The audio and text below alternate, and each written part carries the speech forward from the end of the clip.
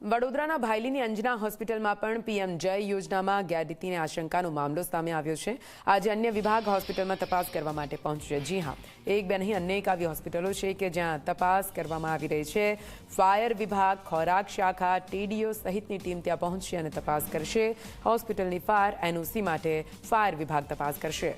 હોસ્પિટલમાં કેન્ટીન ચાલે છે પણ ફૂડ સેફ્ટીનું લાયસન્સ લીધું નથી, માટે ખોરાક શાખા તપાસ કરશે। ટેરેસ પર પતરાનો શેડ પણ બનાવવામાં આવ્યો છે, જે પણ ગેરકાયદેસર બાંધ્યો છે તેના માટે ટીડીઓ વિભાગની ટીમ તપાસ કરશે। આરોગ્ય વિભાગની ટીમ હોસ્પિટલમાં તપાસ કરી ચૂકી છે। આક્ષેપ કરનાર દર્દી અને તેની સારવારની વિગતો પણ મેળવી લેવામાં આવી છે। અન્ય કેટલા દર્દીઓ સારવાર લઈ રહ્યા છે તેની વિગતો મેળવવામાં આવી રહી છે। અને આજ વિશે વધુ માહિતી સાથે સંવાદદાતા રવિ વડોદરાથી જોડાઈ ગયા છે। વડોદરામાં એક બે નહીં અનેક હોસ્પિટલોમાં કૌભાંડ હોવાની આશંકા રવિ સેવવામાં આવી રહી છે। જ્યાં જ્યાં આરોગ્ય વિભાગ તપાસ માટે પહોંચી રહી છે ત્યાં દર્દીઓ અને તેમના પરિવારજનો સતત આક્ષેપો કરી રહ્યા છે। આરોગ્ય વિભાગ તપાસ કરી રહ્યું છે, પરંતુ અંજના હોસ્પિટલની જે કરતૂતો સામે આવી છે કે ગેરકાયદે પતરાનો શેડ છે, ફૂડ વિભાગને પણ ત્યાં તપાસ કરવા માટે પહોંચવું પડે છે, કેમ કે ખાણીપીણીમાં પણ કંઈક અહીંયા મિલાવટ હોઈ શકે છે તેવી આશંકા છે। અંજના હોસ્પિટલની અંદરથી શું શું સામે આવી રહ્યું છે રવિ?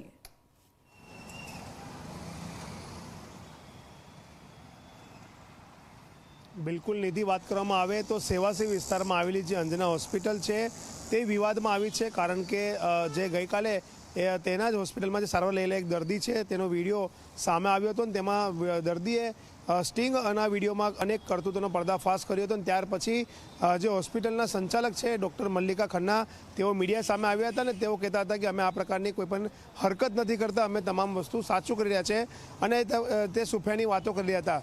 પરંતુ આજે મલ્લિકા ખન્નાના ખુદનો સ્ટિંગનો વિડીયો સામે આવતા હડકંપ મચી જવા પામ્યો છે અને તેમાં ખુદ મલ્લિકા ખન્ના દર્દીના સગા સાથે વાતચીત કરી રહ્યા છે અને કહી રહ્યા છે કે દર્દીને આઈસીયુમાં રાખવાની જરૂર નથી, ઓક્સિજન આપવાની જરૂર નથી, તે જનરલ વોર્ડમાં રહીને પણ સારવાર મેળવી શકે છે, પરંતુ જે મોંઘું ઇન્જેક્શન આપવાનું છે તે મોંઘું ઇન્જેક્શન આપવા માટે આઈસીયુમાં દાખલ કરવો પડે અને તો જ આયુષ્માન કાર્ડવાળા તેમનું જે પ્રપોઝલ છે તે એક્સેપ્ટ કરશે, નહીં તો રિજેક્ટ કરી દેશે। એટલે ક્યાંક ને ક્યાંક કહી શકાય કે દર્દીને ડરાવવામાં આવી રહ્યા છે કે જો તેઓ આઈસીયુમાં દાખલ કરવાની સંમતિ નહીં આપે તો તેમને મોંઘું ઇન્જેક્શન નહીં મળે અને ક્યાંક ને ક્યાંક તેમને ડરાવીને આઈસીયુમાં દાખલ કરવા માટેની ફરજ પાડવામાં આવતું હોય તેવું સ્પષ્ટ આ વિડીયો હમણાં આધારે લાગી રહ્યું છે। એટલે ક્યાંક ને ક્યાંક કહી શકાય કે ચોક્કસથી આરોગ્ય વિભાગે આ મામલામાં ગંભીરતાથી તપાસ કરવી જોઈએ।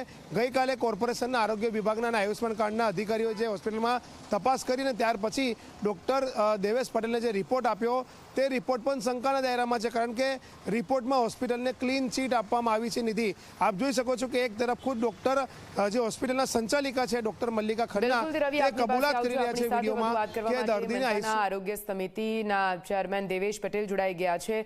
દેવેશભાઈ, આપનું સ્વાગત છે ઝી 24 કલાકમાં। ખ્યાતિ હોસ્પિટલની જે કરતૂતો હતી તેને લઈને પૂરા ગુજરાતમાં હાહાકાર મચી ગયો છે, પણ હવે વડોદરામાંથી પણ એક પ્રકારની હોસ્પિટલો સામે આવી રહી છે। ખાસ કરીને મારે અંજને હોસ્પિટલની વાત કરવી છે કે જે આરોગ્ય વિભાગ એક વિડીયો વાયરલ થયા બાદ તપાસ કરવા માટે તો પહોંચે છે, પણ હવે ત્યાં ફૂડ વિભાગ પણ તપાસ કરવા માટે પહોંચવાનું છે। ત્યાં જે શેડ બનાવવામાં આવ્યો છે તે પણ ગેરકાયદેસર છે, તો આ બધી વાતો શું આપના ધ્યાનમાં આવે છે કે નથી આવતી?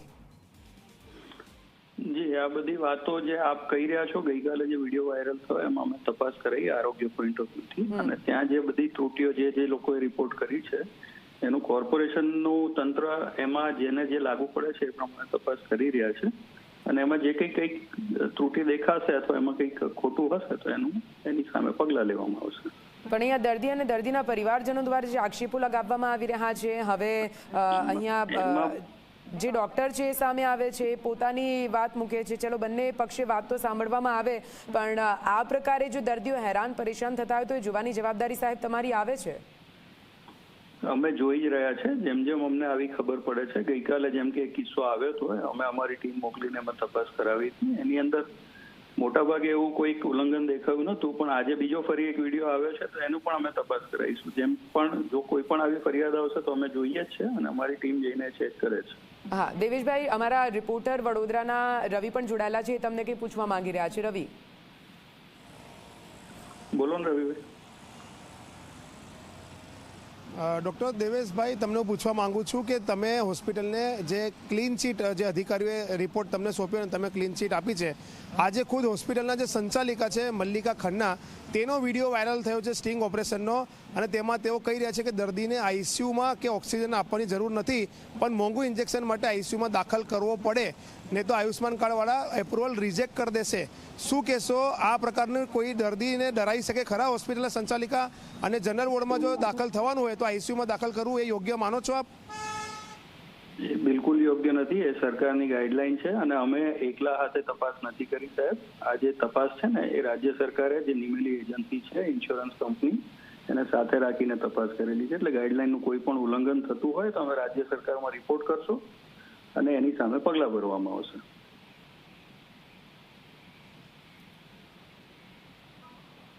પ્રકારના કોઈ દર્દીને ડરાવવું કે તમે મોંઘું ઇન્જેક્શન જોતું હોય તો આઈસીયુમાં જ દાખલ થવું પડશે તો જ આયુષ્માન કાર્ડવાળા તમારો એપ્રુવલ કરશે ને તો રિજેક્ટ કરી દેશે. આવી કોઈ ગાઈડલાઈન નથી ડરાવવાની વાત અને જો ગાઈડલાઈનમાં એનું ઉલ્લંઘન થયું હોય યોગ્ય છે?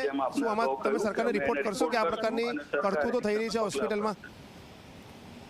રવિભાઈ, આપ જે કહી રહ્યા છો એનો મેં જવાબ આપ્યો કે આવી કોઈ ગાઈડલાઈનનું ઉલ્લંઘન થતું હશે તો રાજ્ય સરકાર રિપોર્ટ થશે અને એની સામે પગલાં ભરવામાં આવશે. એટલે દેવેશભાઈ, જો વાત અહીંયા સ્પષ્ટ છે, વિડીયો જે સામે આવ્યો છે પરિવારજનો દ્વારા જ ઉતાર્યો છે અને ખુદ ત્યાં આગળ મલ્લિકા ડોક્ટર છે તે જ બોલી રહ્યા છે કે અમને ખબર છે કે આયુષ્માન કાર્ડમાં આ મોંઘા ઇન્જેક્શન અથવા તો જે સારવાર છે ક્યારે પાસ થાય છે ક્યારે પાસ નથી થતી, એટલે એમને ખબર છે કે ક્યાંથી ક્યાં કયો રસ્તો કાઢવાનો છે કયો નથી કાઢવાનો.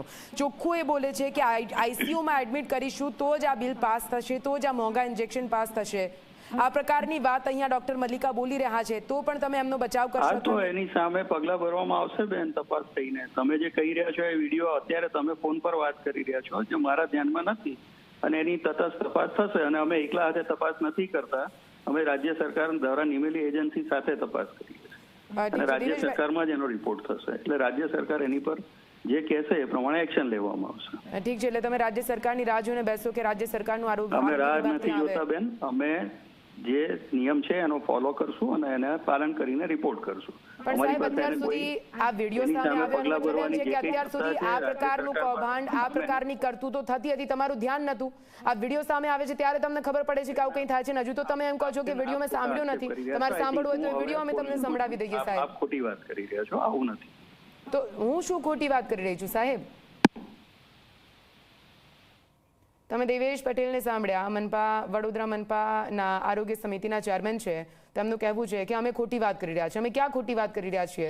સૌથી મોટી વાત એ છે કે વિડીયો સામે આવ્યો છે અને વિડીયોના બેઝ પર અમે પ્રશ્ન પૂછી રહ્યા છીએ, પરંતુ એ પ્રશ્નનો જવાબ તેમને નથી આપવો. હવે તેમનું મૌન જ ઘણું બધું કહી જાય છે. જોવાનું રહેશે કે હવે આ મામલામાં જે કંઈ તપાસ થાય છે તે તપાસમાં શું કંઈ સામે આવે છે અને તપાસ બાદ શું ફરી એકવાર ક્લીન ચીટ આપવામાં આવે છે કે પછી કોઈ કાર્યવાહી કરવામાં આવે છે.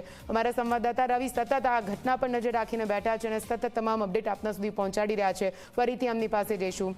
રવિ, દેવેશ પટેલ આરોગ્ય સમિતિના ચેરમેન છે, એનો મતલબ એમ થાય કે વડોદરા સિટીમાં મહાનગરપાલિકાની જવાબદારી, આરોગ્ય ક્ષેત્રની જે પણ જવાબદારી છે એમના સિરે છે. પણ જ્યારે તેમને પૂછવામાં આવે છે ત્યારે એમ કહે છે કે અમે તપાસ માટે ટીમ મોકલી દીધી છે, હવે રાજ્ય સરકાર દ્વારા જે તપાસ કરવામાં આવશે એના આધારે અમે કામ કરીશું. આ પ્રકારે તમે છટકી જશો તો ક્યાંથી ચાલશે રવિ? સૌથી મોટો સવાલ એ છે, વડોદરા શું રામ ભરોસે છે?